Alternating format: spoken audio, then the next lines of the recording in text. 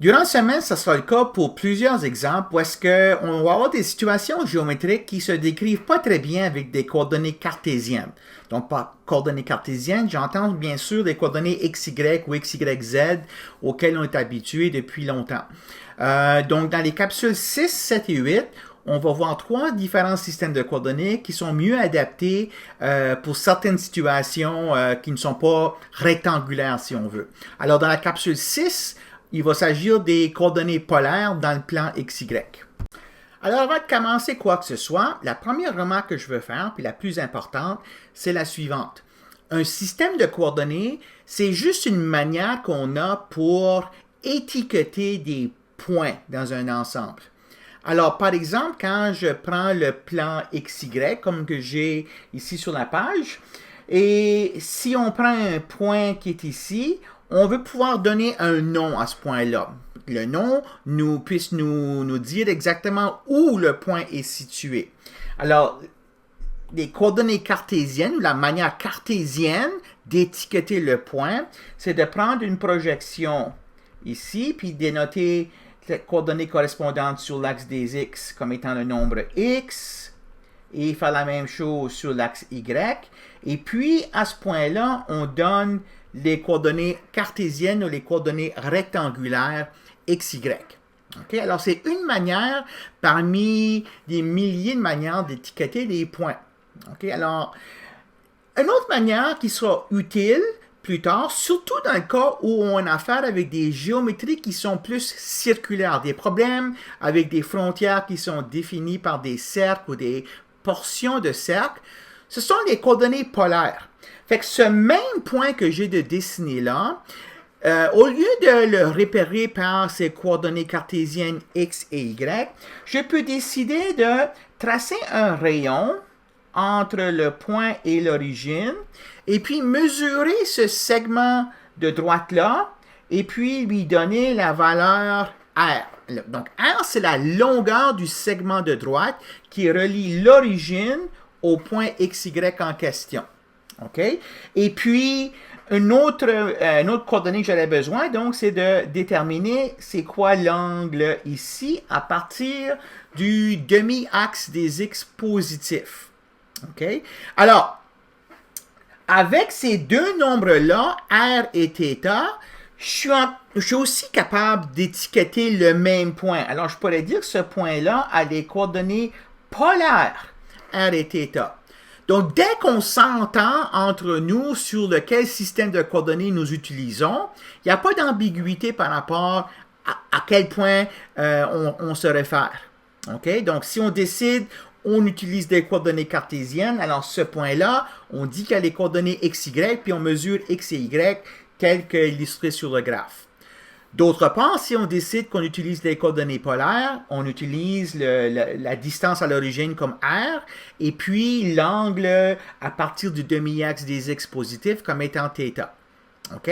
Alors, l'important, c'est qu'il y a une manière de faire une traduction, si on veut, un dictionnaire qui fait la traduction polaire cartésienne, et puis c'est via les formules géométriques qu'on connaît bien. Donc, par exemple, ici, le R, okay, si je connais le XY d'un point en coordonnées cartésiennes, son R, ça se calcule tout simplement grâce au théorème de Pythagore par racine carrée de x carré plus y carré. Okay? Et puis, l'angle θ, ben on sait que les côtés adjacents et opposés à l'angle θ ici sont y et x. Donc, on peut dire que x fois la tangente de θ égale à y. Ou une autre manière, c'est de dire que si j'avais le r et le θ, c'est que x, c'est r cosinus θ, et y, c'est r sinus θ. En utilisant la trigonométrie simple, là, on a un triangle rectangle ici, OK, ce côté ici est y, ce côté-là est x, on a l'angle θ, puis on a l'hypoténuse r. Donc, c'est une manière, ceci, de passer d'un système de coordonnées à l'autre. L'important, c'est que quand j'utilise les coordonnées polaires, quand j'utilise les coordonnées cartésiennes, les x et les y prennent n'importe quelle valeur réelle, okay, de moins l'infini à l'infini. En coordonnées polaires, c'est pas le cas. Le R, lui, va toujours être plus grand ou égal à 0 parce que c'est une distance géométrique à partir de l'origine. Ça, c'est toujours positif. Puis l'angle θ, on va toujours le prendre entre 0 et 2π. Pourquoi? Mais quand je fais un tour au complet ici, quand j'augmente ici, les points sur l'axe des Y ont un θ qui est égal à π sur 2. Ensuite, les points qui sont sur l'axe des X négatifs ont un θ égal à π. Sur l'axe des Y négatifs, 3π sur 2. Et ensuite, je retourne sur l'axe des X positifs avec 2π, où on peut recommencer à 0. OK, alors voilà qu'est-ce qui est pour les coordonnées polaires. Maintenant, si je regarde là, encore une fois le plan XY, à quoi ça a l'air d'une grille polaire, une grille qui est adaptée au système de coordonnées cartésien? Une grille polaire, ben, c'est tout simplement une série de droites verticales qui ont des valeurs de x constantes et une série de droites horizontales qui ont des valeurs de y constantes. Donc, on répare un point par l'intersection d'une droite horizontale et d'une droite verticale correspondant à ce grillage-là. Donc, ça, on appelle ça une grille cartésienne.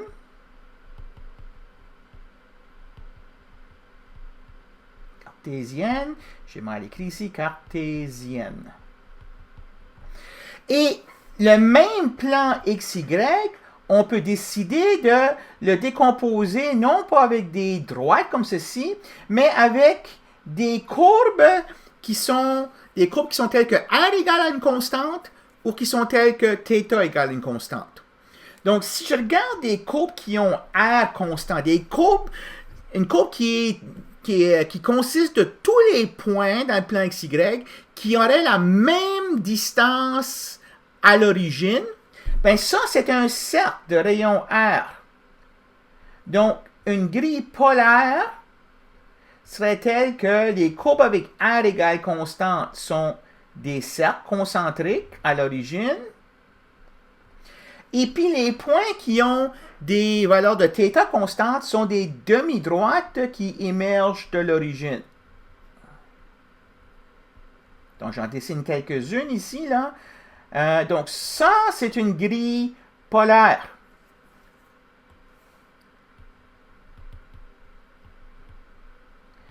Alors, encore une fois, si je prends un point dans le plan, puis je veux savoir ses coordonnées polaires, je regarde c'est quoi la valeur de R et la valeur de θ qui correspondent à l'intersection du cercle correspondant et de la demi-droite correspondante. Peut-être un dessin ici qui est plus clair. Voici à quoi ressemble une grille polaire là, avec, en utilisant Maple là, pour la désigner. OK, donc la seule chose qui est importante à se rappeler ici, c'est que c'est une manière différente d'étiqueter les points du plan. Okay? Donc, dès qu'on s'entend sur c'est quoi notre système d'étiquetage, c'est quoi notre système de coordonnées, tout le monde se comprend sur quel point qu'on est en train de décrire. Okay? Alors, par exemple, si je reviens juste avec un exemple facile ici,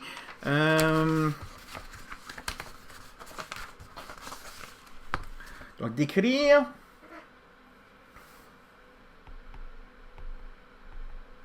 la région suivante du plan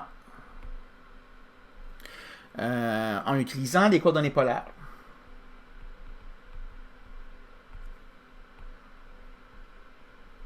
Donc, je vais la dessiner, cette région-là.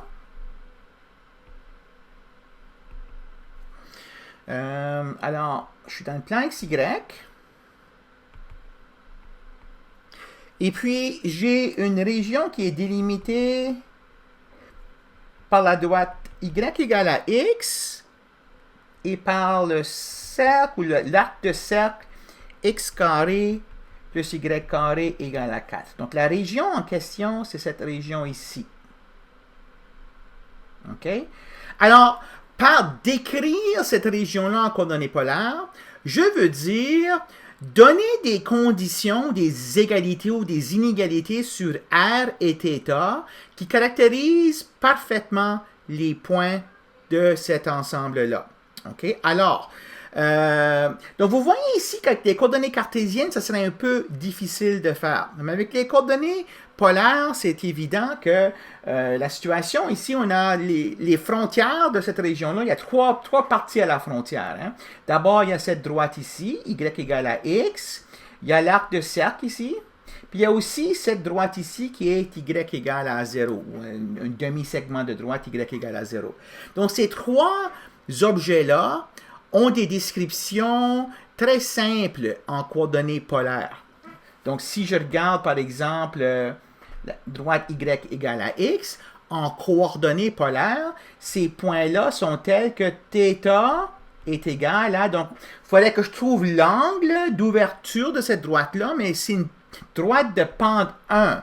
Alors, je sais que l'angle est 45 degrés. En radian, on le met à pi sur 4. Cette droite ici, c'est θ égale 0. Et puis, ce cercle ici, c'est un cercle de rayon 2. Hein? C'est le rayon, c'est la racine carrée de 4, donc le cercle est de rayon 2. Alors, tous les points dans cet ensemble-là ont des valeurs de R qui sont entre 0 et 2, OK? Donc, et puis, ils ont des valeurs de θ qui sont entre 0 et pi sur 4. Hein? Donc, c'est une région qui est décrite avec des inégalités où les bornes sur R et θ sont tout simplement des constantes. Donc, c'est là l'utilité d'avoir un système de coordonnées comme celui-là pour pouvoir étudier des problèmes comme ça. Okay? Essayer d'établir des inégalités sur X et Y pour décrire cette région ici, ça serait beaucoup plus difficile. Pas impossible, mais plus difficile. Et puis, il y a un risque que les bornes ne seront pas des constantes. En fait, c'est un garanti que les bornes ne seront pas des constantes. Okay? Tandis qu'avec des coordonnées polaires, c'est une région qui se décrit très, très, très bien. Alors, voici pour cette capsule numéro 6.